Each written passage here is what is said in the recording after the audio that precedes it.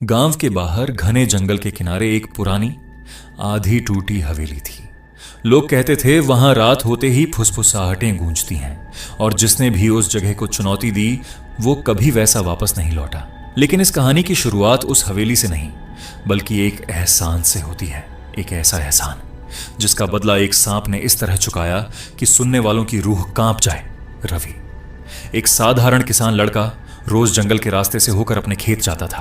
एक दिन बरसात के बाद कीचड़ भरे रास्ते पर उसे एक घायल सांप दिखा, काला चमकती आंखों वाला और शरीर पर गहरे घाव। गांव में तो लोग सांप देखते ही मार देते, लेकिन रवि का दिल पसीज गया। उसने डरते हुए भी उसे एक डंडे से उठाया, अपने गमछे में लपेटा और घर ले आया। उसकी मां ने बहुत मना किया, ये नाग है, इसका भरोसा नहीं, ये एक दिन तुझे ही डस लेगा। लेकिन रवि ने उसकी देखभाल की, घावों पर हल्दी लगाई, दूध रखा और कुछ ही दिनों में सांप ठीक हो गया। फिर एक सुबह बिना कुछ कहे वो चुपचाप गायब हो गया। दिन बीतते गए, रवि भी उस घटना को भूलने लगा, लेकिन फिर शुरू हुआ कुछ अजीब।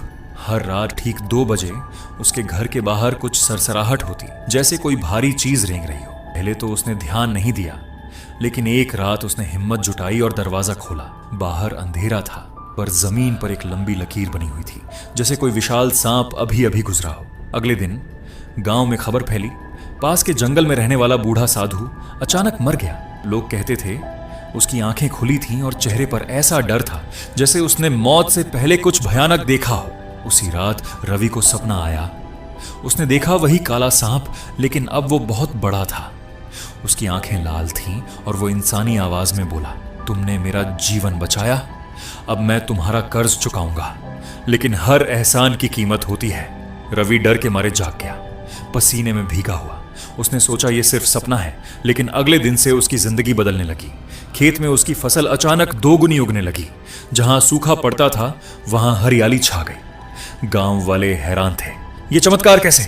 रवि भी समझ नहीं पा रहा था, लेकिन धीरे धीरे उसे एहसास हुआ ये सब उसी सांप का काम है। पर हर चमत्कार के साथ एक साया भी था। गांव में अजीब मौतें होने लगी। जो भी रवि से जलता था या उसके खिलाफ बोलता था वो अचानक मर जाता, और हर लाश के पास एक निशान होता, 2 छोटे दांतों का, जैसे किसी ने झर से खत्म किया हो। अब रवि डर गया। उसे समझ और समझ आ गया कि सांप उसका भला कर रहा है, लेकिन उसकी कीमत दूसरों की जान से चुका रहा है। एक रात रवि ने तय किया कि वो इस सब को रोकेगा। वो उसी पुरानी हवेली के पास गया जहां लोग कहते थे कि काले नाग का वास है। जैसे ही वो अंदर गया, दरवाजा अपने आप बंद हो गया और चारों तरफ से ठंडी हवा चलने लगी। अचानक अंधेरे में 2 लाल आंखें चमकी। वही सांप, लेकिन अब पहले से कई गुना बड़ा, और उसके पीछे सैकड़ों छोटे सांप रेंग रहे थे। तुमने मुझे क्यों बुलाया? उसकी आवाज गूंजी। रवि कांपते हुए बोला, मैंने तेरा भला किया था, लेकिन तू लोगों को मार रहा है, ये गलत है। सांप हंसा, एक डरावनी गूंजती हंसी। गलत? इंसानों की दुनिया में सही और गलत का फैसला कौन करता है? जिन्होंने तुझे नीचा दिखाया, तुझे भूखा रखा, मैं सिर्फ उनका हिसाब बराबर कर रहा हूं। ये मेरा एहसान चुकाने का तरीका है।